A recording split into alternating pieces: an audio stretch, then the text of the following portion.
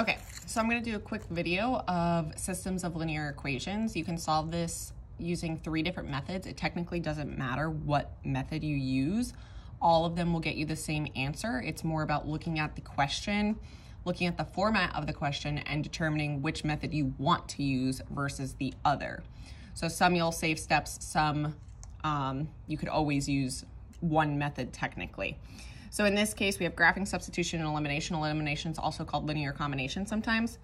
2 of the questions we're going to be doing is from your assignment from today, which is your butterfly assignment. Those are going to be these 2 problems, number 8 and number 3. And then the last problem, which is elimination, is going to be from your homework assignment. So the first one we're going to do is y equals -1 and y equals -5/2x plus 4. The reason why I'm going to choose graphing for this problem is because both of these equations have y solved for. They're already in slope-intercept form, which is y equals mx plus b. So we're going to start with the bottom equation just because it's already in y equals mx plus b format. So b is where you begin on your graph, no matter what.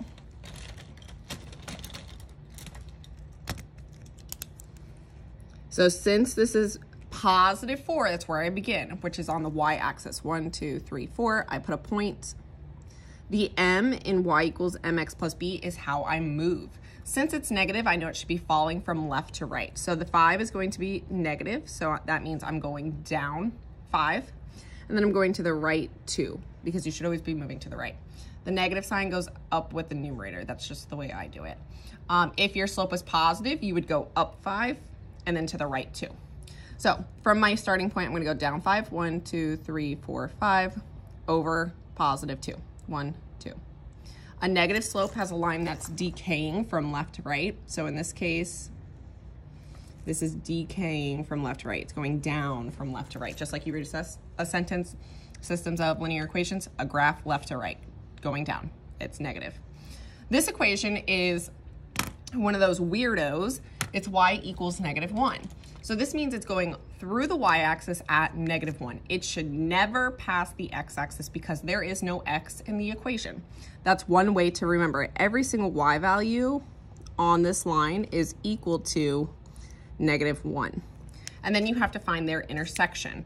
The whole point of systems is to find the coordinate point where they cross paths. And in this case, the coordinate point is right here. And that coordinate point is 2, -1. So that means this has one solution. For systems of equations, you can technically have no solutions and many solutions. On a graph, no solution would be parallel lines because they never touch. Many solutions would be an overlapping line, so the equations would be exactly the same. Moving on, number 3, which everybody's been having difficulties with, is this problem. Now, this is not in standard form, the top one. So I'm not going to use elimination. I could rearrange it to be in standard form and use elimination. But what I'm going to do instead is use substitution, just so I have an example of each. So if you're doing substitution, one of your variables needs to be completely solved for. So in this case, I could technically solve for y. I can isolate y by dividing each term by +2. But then I'm going to have x divided by 2, which is a fraction. That's 1/2 x. I don't want to deal with that. So instead, I'm just going to isolate x. So if I start by just rewriting the top equation, I have x minus 12 equals 2y. To isolate x, I'm going to add 12 to both sides. 12 is a constant. 2y is a coefficient with a variable. So I'm just going to put 2y plus 12. So now this equation and this equation is technically what I'm using. This is the same thing as this, just rearranged. So I'm going to start by rewriting the equation that's in standard form, which is my original bottom equation. So -6x plus 4y equals -24. I'm going to take the x value I just solved for, which is right here, and I'm going to plug that in. I'm going to substitute it in where x is located. So I have x equals 2y plus 12. So instead of writing x, I'm plugging in what I know x is equal to, 2y plus 12, close parenthesis. I have to bring down everything else from this original equation. So plus 4y my equal sign, and negative 24. Now I have this. At this point, you should check. I have all of the same type of variable. All my x's are gone. They've been replaced with y's. So now I can simplify and solve for y. So I'm going to distribute the negative 6 into the parentheses. I get negative 12y. Oh my gosh. 6 times 12 is 72. And it's a negative times a positive, so minus 72. And then I just bring down this plus 4y. The plus 4y is not in the parentheses, so it doesn't get distributed. And then I combine like terms. So at this point, you could technically add 72 to both sides. I'm just going to combine my y's. So I have negative 12 plus 4, so that makes positive 8y. Bring down my minus 72 equals negative 24. I'm going to use opposite operations to isolate my coefficient with my y. So I'm adding 72. I'm moving that constant over to the other side.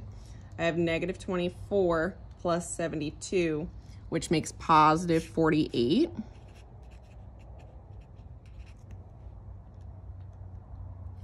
So when I divide by 8 to isolate y completely, I get y equals 6. Now, I'm not done. I only have half of my coordinate point. You need a coordinate point. So this is the y value of the coordinate point. To find x, I'm going to plug it back in to one of these equations. So I'm going to plug it back in just to the original. I like to always use the original. You don't necessarily have to, but I'm going to. So I'm going to use the top. I have x minus 12 equals 2y. In this case, I know y is 6. So I have x minus 12 equals 2 times 6. 2 times 6 is 12. Is this right? I guess we could check our answer. Add 12 to both sides.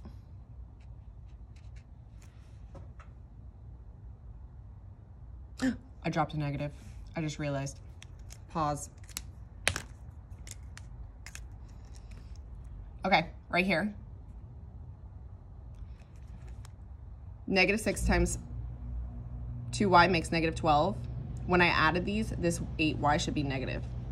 So this is negative, which makes this 8y negative, which makes these 8's negative, which makes this 6 negative. So when I distribute plug it back in, that 6 should be negative. So this makes negative 12. Sorry, my bad. I'm trying to do this before school starts. Okay. But everything else is the same. So this is just negative 12 plus 12. So x equals 0. So my coordinate point is 0, negative 6. And now I'm scared. Let me check my answer really quick.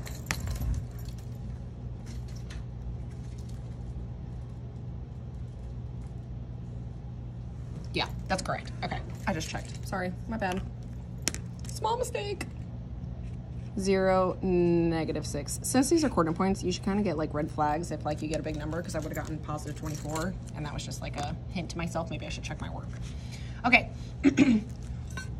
Now what we're going to do is a problem from the homework assignment you have this weekend, which is number 10 on the homework assignment. I realized after I made the worksheet, the butterfly sheet, that there was not a lot of elimination. I don't think there was any elimination actually. So your homework this weekend is elimination. So elimination's the hardest. People have the most trouble with this one. What you're doing is you're looking for something to cancel out, to eliminate. 3 times something needs to make 5. There's no whole numbers, so I cannot use that. 4 times something to make 9, that does not work. It's not a whole number. So what I'm gonna do is basically I'm taking my front 2 values and I am switching them to cancel out my x's. So in this case, when I distribute to all my terms, my x's will be able to cancel out using subtraction. So I'm going to distribute because my x's will become 15. I'll keep my calculator close by so I don't make a mistake again. So 3 times 5x is 15x, so I have 2 new equations, 15x. 3 times 4y makes positive 12y. 3 times negative 30 makes negative 90. I'm going to take this, I'm also going to distribute, so I get 15x minus 45y equals, I think this is 92. Yeah, it is. Negative 90. We may have done this problem before. So what I have to decide is, am I adding these to get the x's to cancel, or do I have to subtract to get the x's to cancel? Since they're both positive, if I add them together, that would make 30x. They do not cancel. So I have to minus them. When I'm minusing, you need to remember you're minusing the entire time. So if you want to put a minus sign here, if you're minusing a negative, that really makes this into a plus sign. If I'm minusing a negative here, that's really making this into a plus sign. It really just switches the signs. So that way you don't have to look back to the original to make sure you are subtracting, because that's where people mess up. 15x minus 15x is 0, so those cancel. 12 plus, because it was minus a negative 45, so now it's 12 plus 45 is 57y. Negative 90 plus 90 is 0. Now I divide by 57, divide by 57, y is going to be equal to 0. I have to take that value and plug it back in.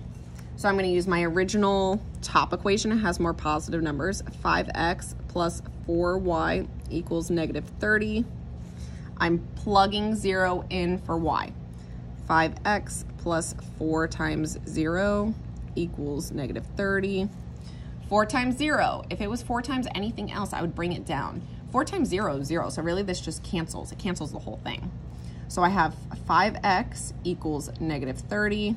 And I divide by 5 to both sides. So x equals negative 6. So my coordinate point for this is negative 6, 0. And you could check your answers by plugging them back into one of the equations to make sure it works out. Hopefully this helps you. I'm sorry I made a mistake on this number. My bad, I dropped a negative. Bye.